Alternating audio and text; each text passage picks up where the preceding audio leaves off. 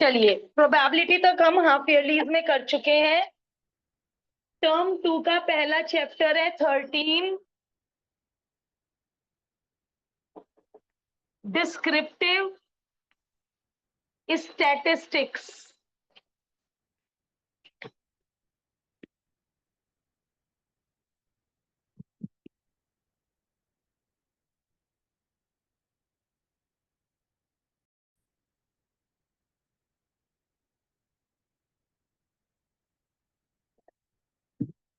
Yes, recording शुरू नहीं हुई क्या?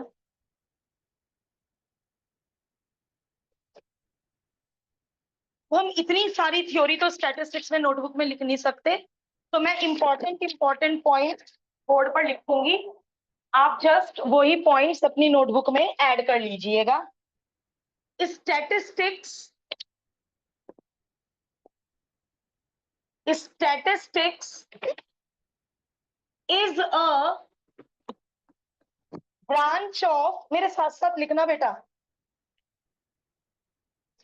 statistics is a branch of mathematics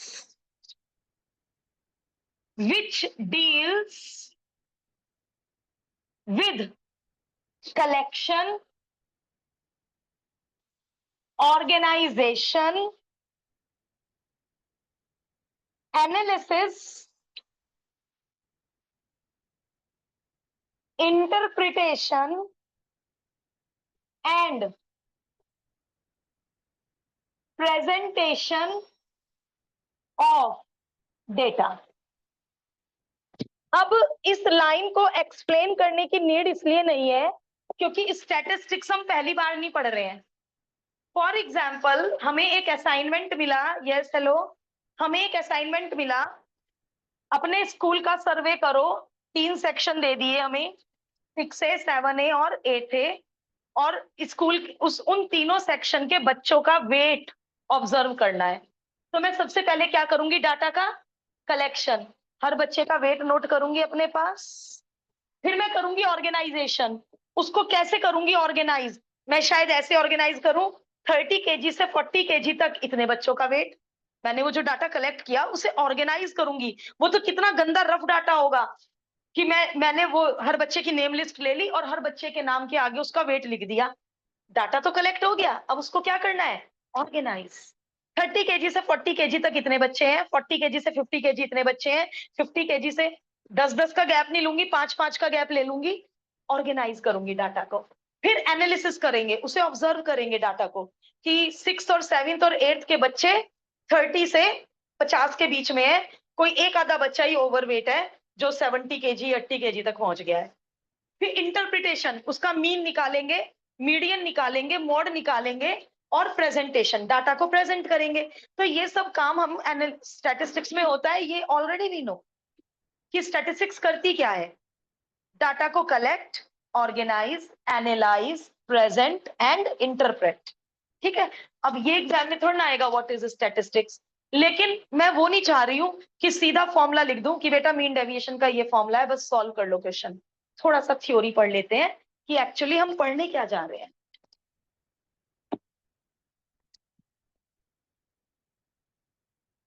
Statistics can be categorized into 2 categories: descriptive statistics, inferential statistics। ये 11th में पढ़ेंगे, इन्फ्रेंशियल स्टैटिस्टिक्स 12th में पढ़ेंगे।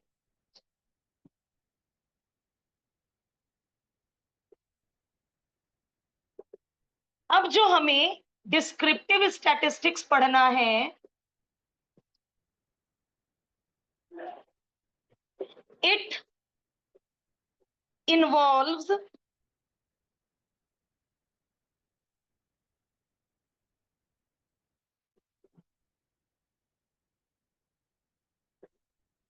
summarizing and organizing the data। थोड़ी सी लैंग्वेज बुक से अलग हो जाएगी, थोड़ा सा मैंने शब्दों को इजी में कन्वर्ट किया है। It involves summarizing and organizing the data so that they can be easily understood and used.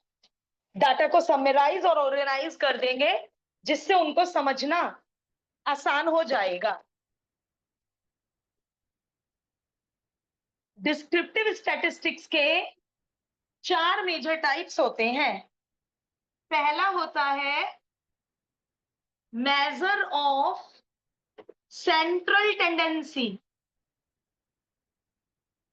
जिसमें आता है मीन, मॉड और मीडियन, जो आप ऑलरेडी कहां पढ़ चुके हो, क्लास 10th में.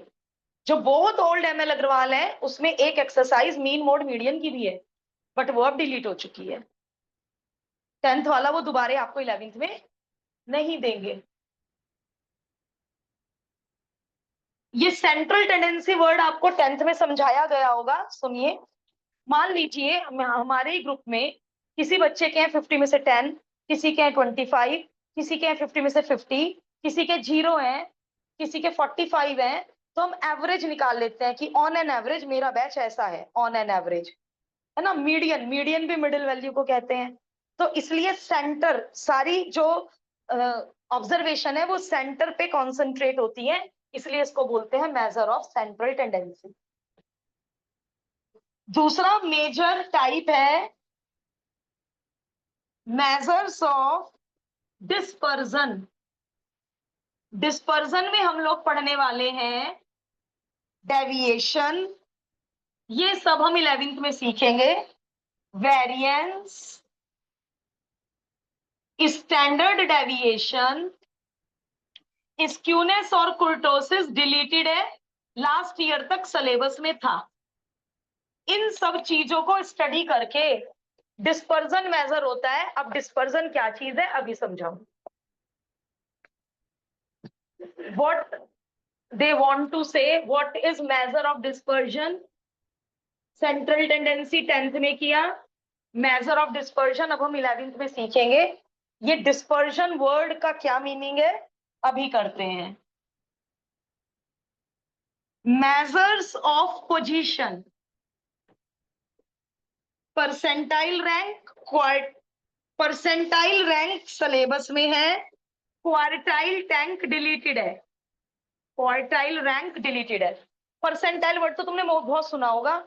कोई भी कंपटीशन होता है, हमारी इतनी परसेंटाइल आई, 80 परसेंटाइल आने का मतलब ये नहीं है 80% मार्क्स आए, ठीक है. तो वो हम परसेंटाइल रैंक में परसेंटाइल का मीनिंग समझेंगे. मेजर ऑफ पोजीशन पता चलती है इससे. और चौथा मेजर टाइप है मेजर ऑफ एसोसिएशन. इसमें हम पढ़ने वाले हैं कोरिलेशन. कोरिलेशन. अब आपको लग रहा है इतनी थ्योरी स्टैट में तो मैम हमने हमेशा फॉर्मूला लगाया आंसर निकाला, इतनी सारी थ्योरी एमसीक्यू के लिए समझ लो. और मैं ये पढ़ाना शुरू कर दूं, डेविएशन निकालते हैं बेटा, चलो वेरिएंस निकालते हैं. ये इससे मेजर ऑफ डिस्पर्जन कैसे पता, कैसे नापते हैं हम लोग, जज करते हैं, वो सीखेंगे. लेफ्ट हैंड साइड बोर्ड रब कर सकती हो. कुर्टोसिस, QURTOSIS, कुर्टोसिस, स्क्यूनेस, कुर्टोसिस. और कोई राइटिंग समझ ना आ रही हो तो पूछ लीजिए.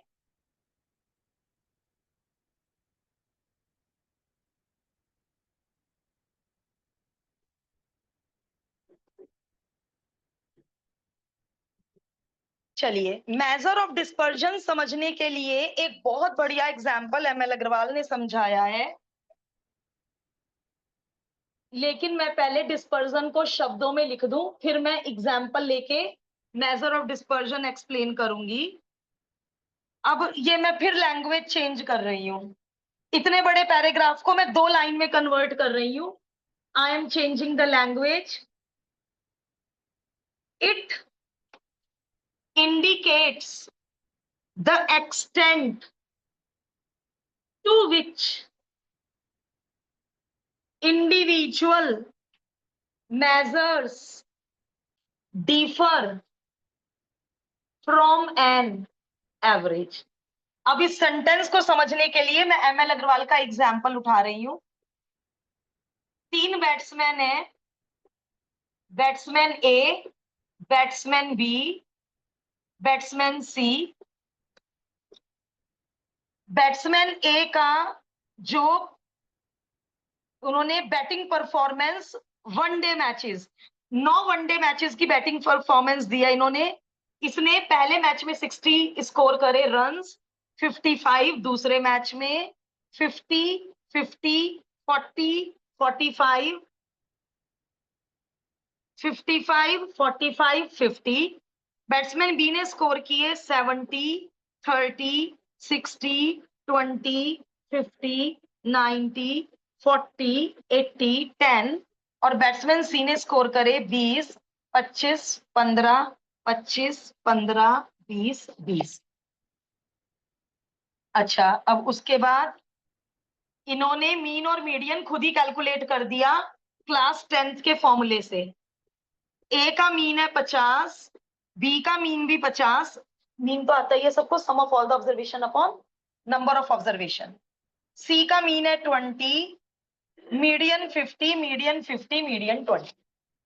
मैंने कैलकुलेट नहीं किया, मैंने एमएल अग्रवाल से कॉपी कर दिया, क्योंकि हमें मेजर ऑफ डिस्पर्जन समझना है, हमें ये नहीं समझना है मीन कैसे आया।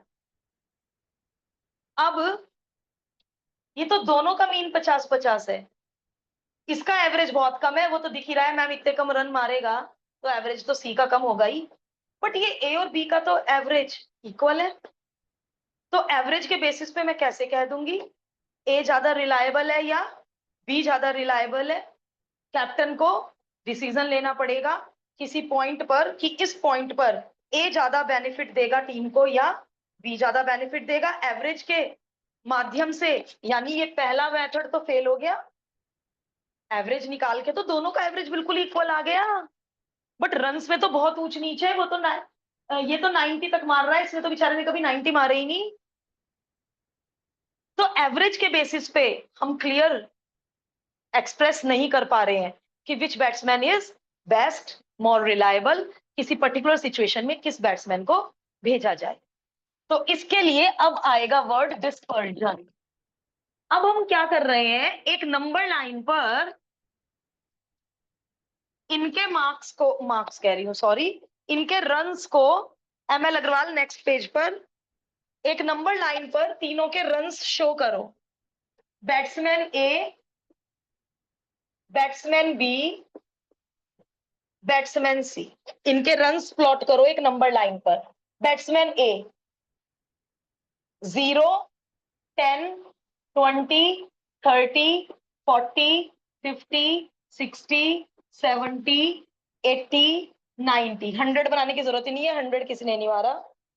यस, बैट्समैन ए 60 आए, फिर 55 मारे, फिर 50, फिर दोबारा 50, फिर 40, फिर 45, फिर 55 दोबारे, 45 दोबारा एंड 50 तीसरे मैच में, फिर 50। ये ए के रन्स हैं 9 मैचेस के। बी ने डायग्राम ड्रॉ कर लो, डिस्पर्जन बहुत अच्छा क्लियर हो रहा है इस डायग्राम से। डिस्पर्जन बहुत बढ़िया एग्जाम्पल दिया है एमएल अग्रवाल की बुक में ये डिस्पर्जन समझने के लिए।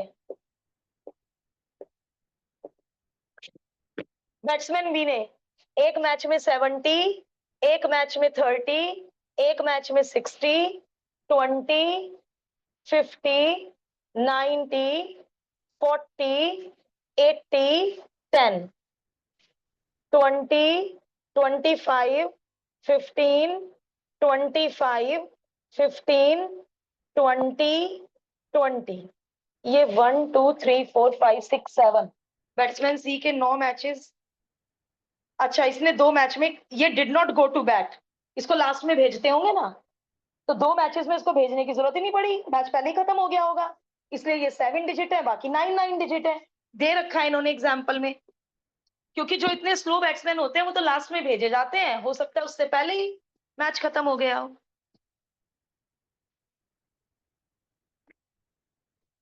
अब देखिए, सुन लीजिए, कर लेंगे, पूरा टाइम दूंगी। अब ये बंदा तो देखना जरा, इसको भेजा, ये तो बेचारा 10 मार के भी वापिस आ सकता है, हो सकता है 90 मार दे, कोई गारंटी नहीं है कुछ भी। 90 भी मार सकता है, ओनली 10 भी कर सकता है। शुरू में भेज दिया, 10 मार के ही वापिस आ गया। और जैसे जैसे आउट होते रहते हैं वैसे वैसे थोड़ा सा प्रेशर टीम पर क्रिएट होता रहता है। ये बहुत रिलायबल है, 40 और 60 के बीच में तो मार के ही आएगा, लेकिन 60 से ऊपर बेचारा जा ही नहीं रहा, सेंचुरी की तो इसकी चांस ही नहीं है। ये भी बहुत रिलायबल है, आउट नहीं होगा जाते ही। मतलब यदि लास्ट में 2-4 रन की जरूरत है और सारी टीम आउट हो चुकी है, दो ही बचे हैं, तो इसके ऊपर कैप्टन रिलाय कर लेगा कि वो जो 2 रन की रिक्वायरमेंट है वो तो ये बंदा पूरी कर ही कर देगा, है ना। तो अब एवरेज क्या था, 1/50। इसके जो बाकी रन्स है वो एवरेज के आसपास ही है, कम डिस्पर्स्ड है, कम फैले हुए हैं, कम स्कैटर्ड है। बट इसके वाले रन्स एवरेज से बहुत ज्यादा स्कैटर्ड है, एवरेज का दूर दूर तक इसके डाटा से कोई नाता नहीं है, एवरेज के आसपास नहीं है, ज्यादा डिस्पर्स्ड है, ज्यादा स्कैटर्ड है, ज्यादा फैले हुए हैं। और इसका मीन था 20, इसके भी सारे रन्स एवरेज के आसपास है। अब मैं इतना बड़ा पैराग्राफ, अब हम ये सब लोग रीड करेंगे, अभी कर लेना, डायग्राम बना लेना बेटा। डायग्राम के नीचे का पैराग्राफ पढ़ते हैं सब लोग मिलकर, सबके पास बुक्स है। These diagrams show that average scores of A and B is the same, but score distribution of batsman A is more compact. Compact समझ गए, हिचा पिचा, compact. And B, उसका स्कोर डिस्ट्रीब्यूशन कंपैरेटिवली डिस्पर्स्ड है, फैला हुआ है, scattered है widely. जब ए बैट करने जाएगा तो हम क्वाइट श्योर है आधी, लगभग आधी सेंचुरी तो मार के आएगा, 50 के आसपास तो इसके मारने के पूरे चांसेस हैं। बट जब बैट्समैन भी जाएगा, कीप योर फिंगर क्रॉस्ड, 90 भी मार के आ सकता है, 10 पे भी आउट होके आ सकता है बैट्समैन भी। You don't know whether he will be out for a duck और whether he will hit a century. बहुत अच्छी इंग्लिश लिख रखी है, आउट हो सकता है जल्दी और सेंचुरी भी मार के आ सकता है, लेकिन उसका एवरेज तो ए जैसा ही था। As far as batsman she is concern, उसका एवरेज तो बहुत कम है, 20, but he is quite reliable कि यदि उसको भेजा गया तो वो प्रेटी श्योर है 20 के आसपास तो वो पक्का मार के आएगा। This leads us to the second set of descriptive measure of variability और स्प्रेड ऑफ डिस्ट्रीब्यूशन, कि डिस्ट्रीब्यूशन एवरेज के अराउंड किस तरह से स्प्रेड है। अब सारे डाटा तो डायग्राम बना बना के नहीं देख पाएंगे ना, तो उसके लिए हमें निकालना क्या सीखना पड़ेगा, मीन डेविएशन, और क्या क्या था उसमें, वेरिएंस, स्टैंडर्ड डेविएशन।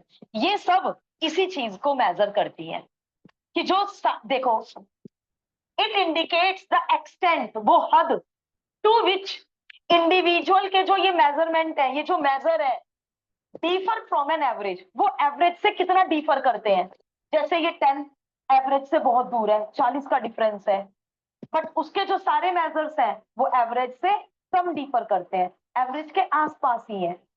तो मेजर ऑफ डिस्पर्जन हम बार बार डायग्राम बना के तो नहीं समझ पाएंगे ना, जब अलग अलग तरह के टिपिकल क्वेश्चन आएंगे तो हमें मीन, वेरिएंस और स्टैंडर्ड डेविएशन इन्हीं सब चीजों की जानकारी देगा। और बहुत ज्यादा डिटेल, वो तो हमारी पूरी एक ब्रांच है, स्टैटिस्टिक्स आपको पता है ना, ग्रेजुएशन में कई लोग पोस्ट ग्रेजुएशन इसी फील्ड में करते हैं, तो वो लोग तो इसको और बहुत ज्यादा डीप स्टडी करते होंगे। चलिए अब बना लीजिए डायग्राम, जो लोग डायग्राम बना रहे थे मैंने रोक दिया था।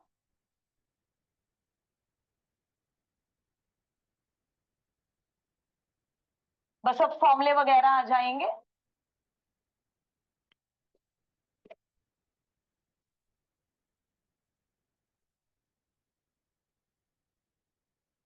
Methods of measuring dispersion, dispersion measure करने के लिए मैथमेटिशियंस ने 4 मेथड्स डिस्कवर किए हैं, range, quartile deviation, mean deviation, standard deviation. अब हम पढ़ेंगे सबसे पहले रेंज, और रेंज सबसे आसान होता है। पूरे डाटा की maximum value minus minimum value. इससे मैंने पेपर में देखा है ज्यादा से ज्यादा एक एमसीक्यू आता है, इस पे क्वेश्चन ज्यादा नहीं बनेंगे। तो आप बैट्समैन ए का रेंज बता सकते हो, हाईएस्ट वैल्यू 60, लोएस्ट 40, इसकी रेंज है 20। मतलब लोएस्ट में वो 20 ज्यादा से ज्यादा, हद से हद 20 ज्यादा मार पाएगा। इसकी रेंज है 80, मैक्सिमम माइनस मिनिमम, और इसका मैक्सिमम है 25 और मिनिमम है 15। तो रेंज होता है maximum value minus minimum value. इतना आपको याद रखना है, हाउ टू कैलकुलेट रेंज।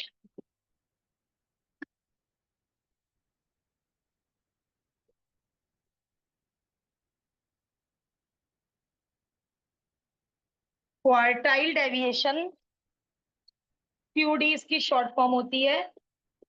इसका फॉर्मूला होता है Q3 माइनस Q1 अपॉन 2। अब क्योंकि एक्सरसाइज 1 डिलीट हो गई और Q1 Q2 Q3 उन्होंने एक्सरसाइज 1 में निकालना सिखा रखा था, तो अब मैं आपको इसके फॉर्मूले दे देती हूँ Q1 Q3 के। इको वाले ही है, तो आप लोगों को तो आते ही होंगे, बट फॉर्मूला लिस्ट में तो डाल लें। इको वाला ही है, बट मैं साइंस साइड की हूँ, मैंने इको नहीं पढ़ रखी है, मैंने स्टैटिस्टिक्स में ही पढ़े ये फॉर्मूले।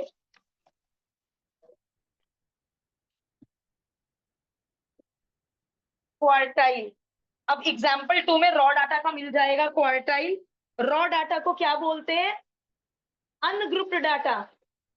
कौन सा होता है अनग्रुप्ड डाटा? जो अभी मैंने बैट्समैन का दिया, वो कैसा कहलाता है? Raw data. जब कॉमा लगा के ऑब्जर्वेशन हो, और जब टैबुलर फॉर्म में हो, 30 kg से 40 kg इतने बच्चे, 40 kg से 50 kg इतने बच्चे, वो होता है grouped data.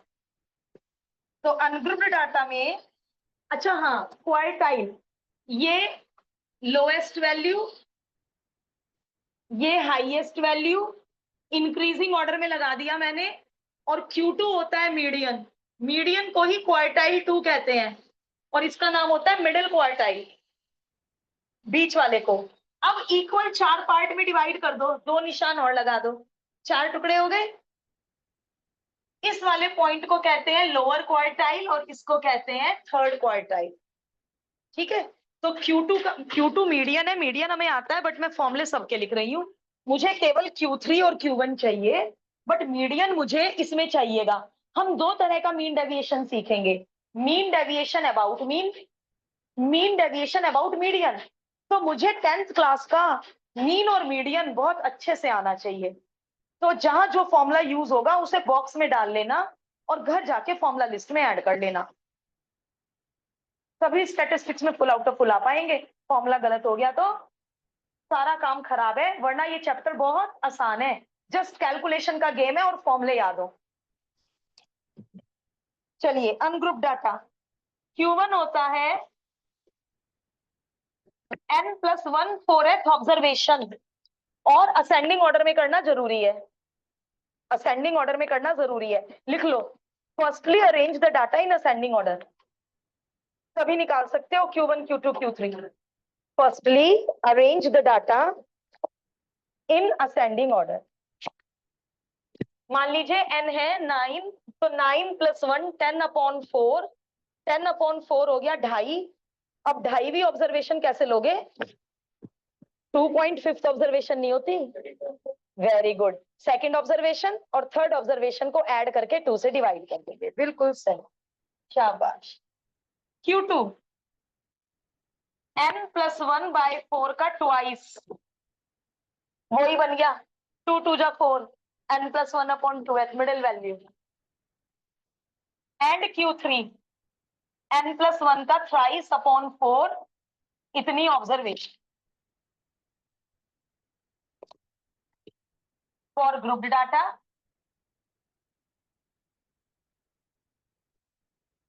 For grouped data Q1। अब ये कैपिटल सी कैपिटल एफ का मीनिंग जो लोग भूल गए होंगे, और स्मॉल एल, मीडियन क्लास ढूंढते थे, मीडियन क्लास। मैं रिकॉल कराऊंगी, मैं रिकॉल कराऊंगी। You just write the formulas. जब टेबल बनाऊंगी तो मैं रिकॉल कराऊंगी बेटा। Q2 में आता है 2 × n/4। ये तो याद होगा, 10th का मीडियन n/2 होता था, n/2 माइनस सी। बट वो सिमेट्री बना रही हूँ, 1 × n/4, 2 × n/4। Q3 में 3 × n/4। सिमेट्री से याद हो जाती हैं चीजें। 10th में क्या था अक्षत मीडियन, यहाँ पे n/2 माइनस सी। तो ये n/2 ही है, बट उसको जानबूझ के 2 × n/4 लिखा है सिमेट्री बनाने के लिए। L was the lower class, lower limit, lower limit 3 × n/4 minus C. Capital C capital F अभी रिकॉल करा रही हूँ। अनग्रुप डाटा में ये वाले फॉर्मूले यूज होंगे, और ग्रुप डाटा में ये वाले फॉर्मूले यूज होंगे। हाँ, क्यूमुलेटिव फ्रीक्वेंसी को ही सी कहते हैं, इन्होंने सी यूज कर रखा है एमएल अग्रवाल ने। आप सीएफ भी लिख सकते हो।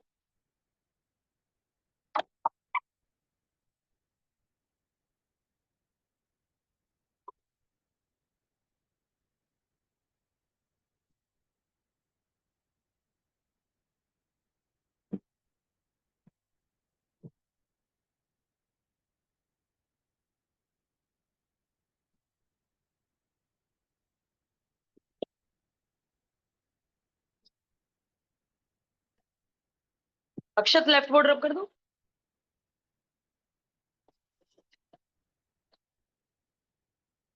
ऑनलाइन बच्चे हमारे साथ साथ है बेटा। Yes ma'am. Yes. Okay, statistics में बस दो ही चीजों का मेन रोल है, फॉर्मूले लर्न हो और कैलकुलेशन। 3 × 2 = 8 ना करें हम, 3 × 2 = 6 ही करें।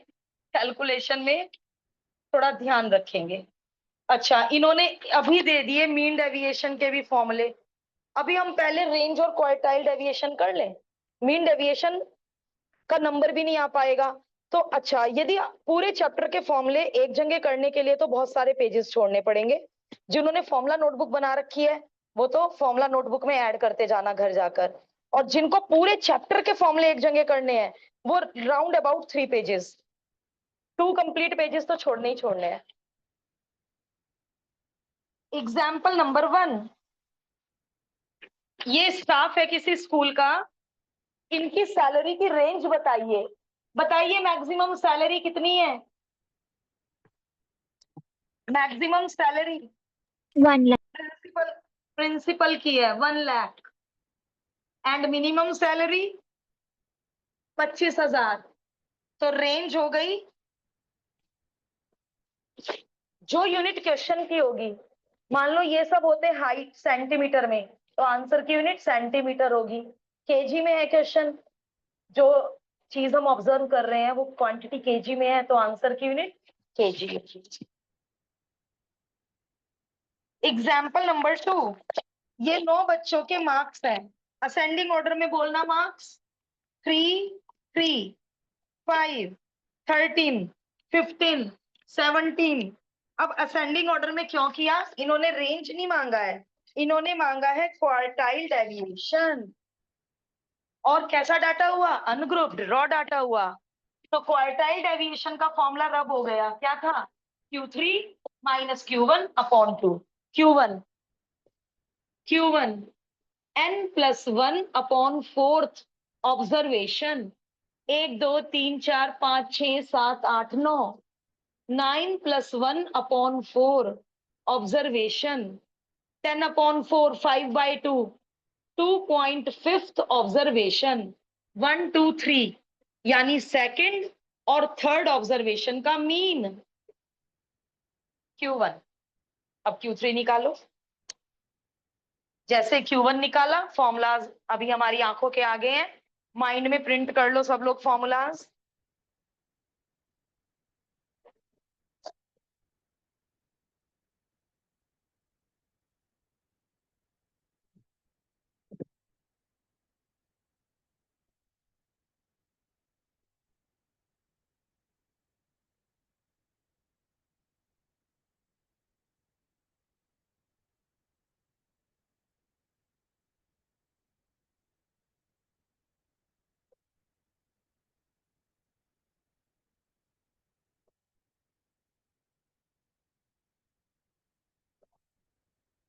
Q3, 3 into n plus 1 upon 4th observation, 3 into 10 upon 4th observation, 30/4, यानी 3 into 2.5, 7.5, 7.5वीं ऑब्जर्वेशन, 1 2 3 4 5 6 7, यानी 7वीं और 8वीं ऑब्जर्वेशन का मीन। एंड क्वार्टाइल डेविएशन का formula Q3 minus Q1 upon 2, Q3 minus Q1 upon 2, 15 upon 2, that is 7.5, 7.5। तो इस क्वेश्चन का answer हुआ quartile deviation is 7.5।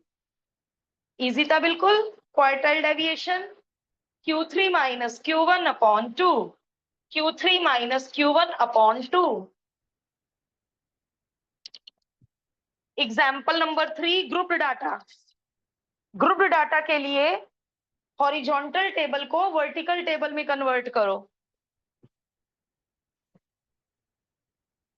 Convert the horizontal table into the vertical table.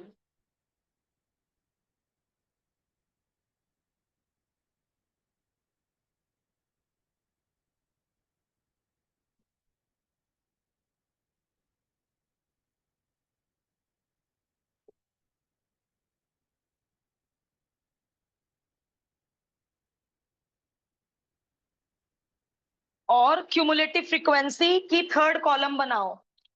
जो लोग भूल गए हैं उन्हें मैं रिकॉल करा देती हूँ। क्यूमुलेटिव फ्रीक्वेंसी सीएफ की टेबल कैसे बनाते थे? जिन्हें क्लास 10th का वो कॉलम याद है, सीएफ का कॉलम बनाओ।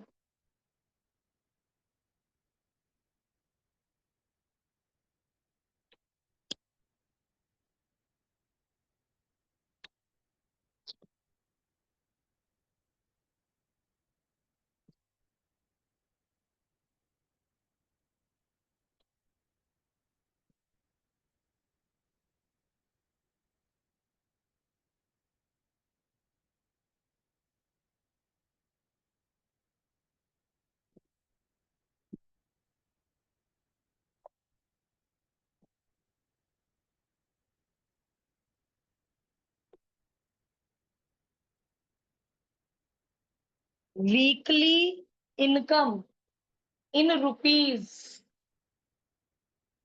सेकंड कॉलम मजदूरों का नंबर, नंबर ऑफ लेबरर्स। तीसरा कॉलम क्यूमुलेटिव फ्रीक्वेंसी। 600 से 700 रुपीज सैलरी 40 लेबर्स की है। 700 to 800 सैलरी इनकम 68 बंदों की है। 800 to 900, 900 to 1000, 1000 to 1100, 1100 to 1200, 1200 to 1300।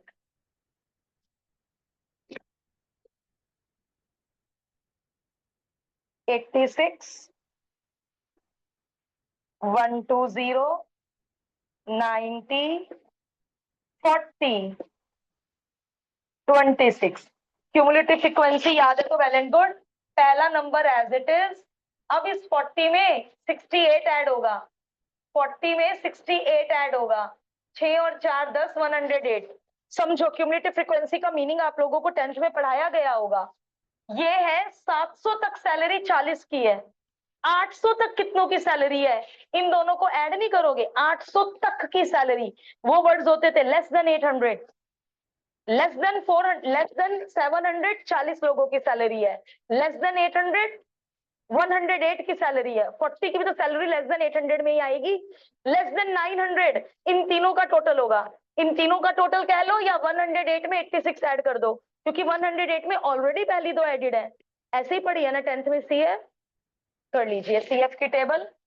108, 194, 314, 404, 444, 470।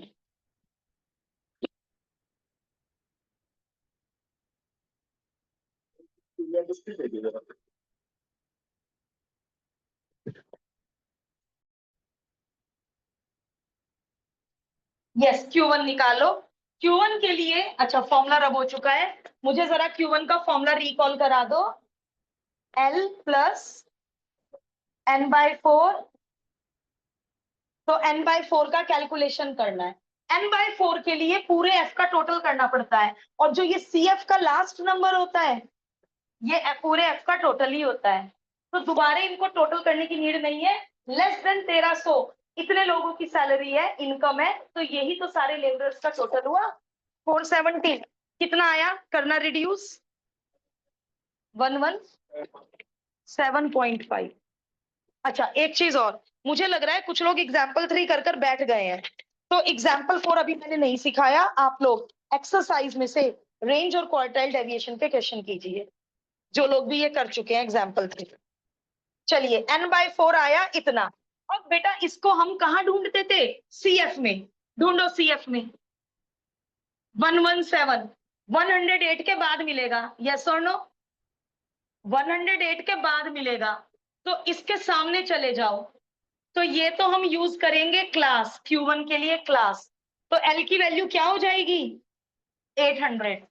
अब मुझे रिकॉल कराओ, C और F कौन, क्या, F सामने वाला, और इससे प्रीसीडिंग क्लास की frequency, cumulative frequency is the cumulative frequency. CF 108, F 86। देखो जिन लोगों को याद है वेल एंड गुड। रजत क्या किया ये, जो हमारी क्लास है उसमें तो मीडियन क्लास बोलते थे, अब मैं इसको मीडियन क्लास नहीं बोल सकती, ये तो Q1 की क्लास हुई ना, इसका कुछ नाम है क्या, नहीं कोई नाम नहीं है इस क्लास का, which lies in the class, बस इतना ही बोला है। ये ढूंढना आ गया अक्षत, 117.5 फॉर 108 के बाद मिलेगा 194 में, ठीक है, इसके सामने चले गए, तो इसकी क्लास की लोअर लिमिट तो L की वैल्यू हो गई, इसके सामने वाला क्वांटिटी F की वैल्यू हो गई, और इसके ऊपर वाली क्लास की CF, C की जगह भरना है, CF को C लिख लो, याद रहेगा, जो क्लास आपने सर्च करी उसके सामने वाला F की जगह, उससे प्रीसीडिंग क्लास, प्रीसीडिंग यानी ऊपर वाली क्लास की क्यूमुलेटिव फ्रीक्वेंसी C की जगह, ये आपको याद रखना पड़ेगा, उल्टा पुल्टा हो गया, फ्रीक्वेंसी ऊपर की ले ली, CF नीचे की ले ली, सारा काम खराब हो जाएगा, ये याद रखना पड़ेगा। अब Q1 में सारी वैल्यूज भर देते हैं, 800 n/4 माइनस 108 अपॉन, अच्छा H कौन था, H तो रिकॉल ही नहीं किया हमने, class size, and class size is 100। अब ये कैलकुलेशन हमें करनी पड़ेगी, नो शॉर्टकट, कोई शॉर्टकट नहीं है, कैलकुलेशन करनी पड़ेगी।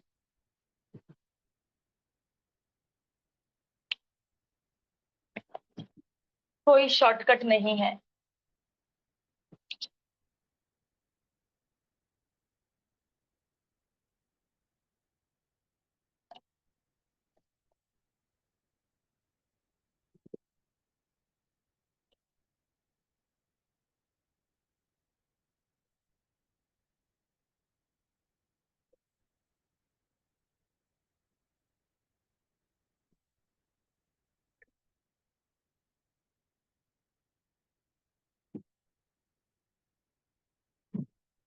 मीन डेविएशन कल की क्लास में सीखेंगे, यदि हमारे पास टाइम बचा तो हम एक्सरसाइज के रेंज और क्वार्टाइल डेविएशन के क्वेश्चन करेंगे।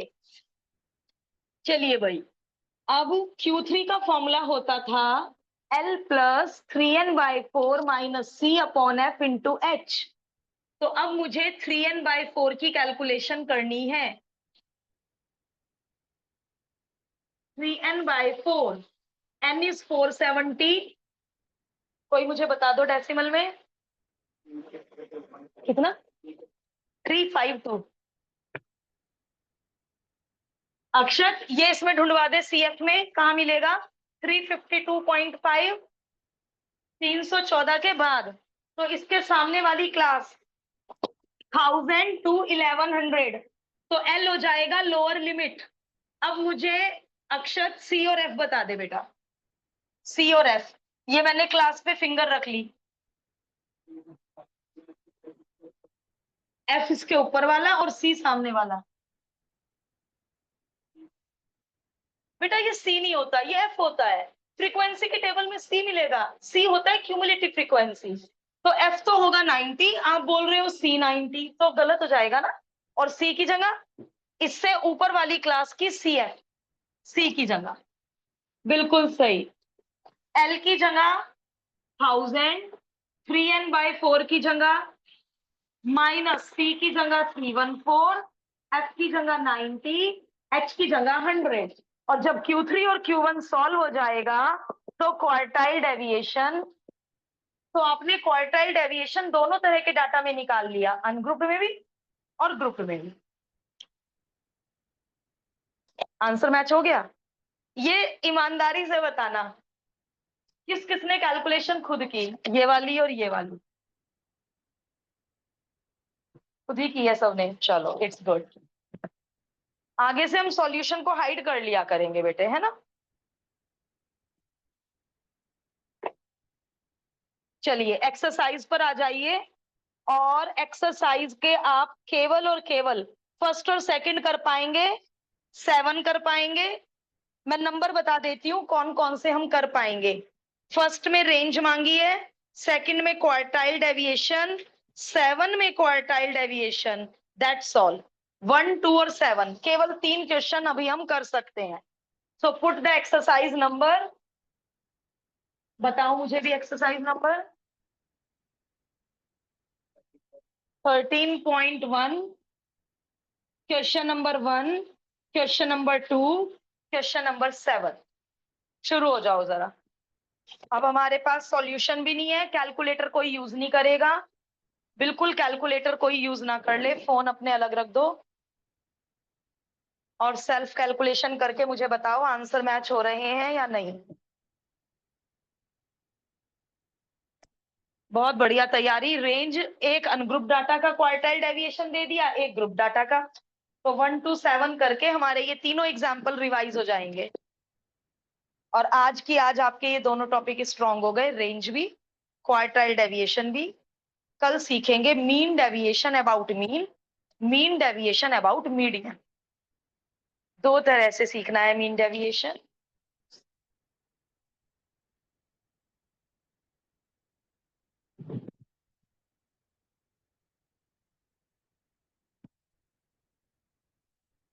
जिसका भी आंसर मैच ना हो मुझे अपनी नोटबुक दीजिएगा।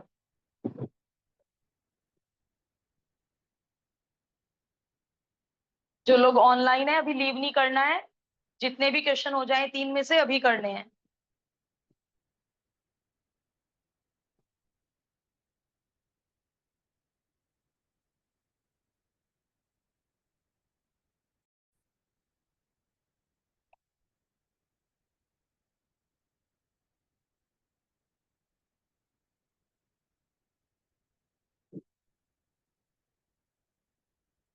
Question number 7, make the table continuous. Upper limit 34 और लोअर लिमिट 35 में 1 का गैप है, 1 का आधा 0.5। तो 0.5 subtract 0.5 add, 0.5 subtract 0.5 upper limit में ऐड, लोअर लिमिट में से 0.5 सब्ट्रैक्ट अपर लिमिट में 0.5 ऐड।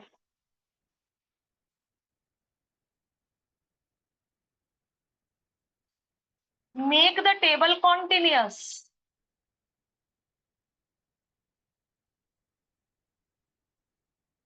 And so on.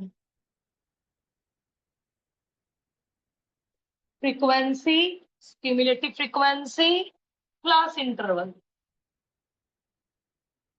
वरना जब आप लोअर लिमिट लेंगे तो लोअर लिमिट गलती से 0.5 ज्यादा ली जाएगी और माइनर सा फर्क आ जाएगा आंसर में, मार्क्स बिल्कुल डिडक्ट हो जाएंगे। So always make the table continuous.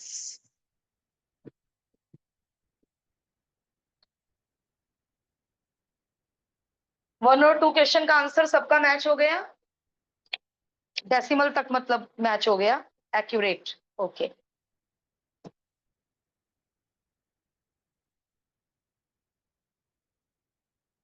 कोई होमवर्क नहीं मिल रहा है, बस ये यदि 7 बचा तो दैट्स ऑल, 7 ही कंप्लीट करना है। एंड प्लीज 2 आवर्स प्रोबेबिलिटी करना है, give 2 hours to the chapter probability daily.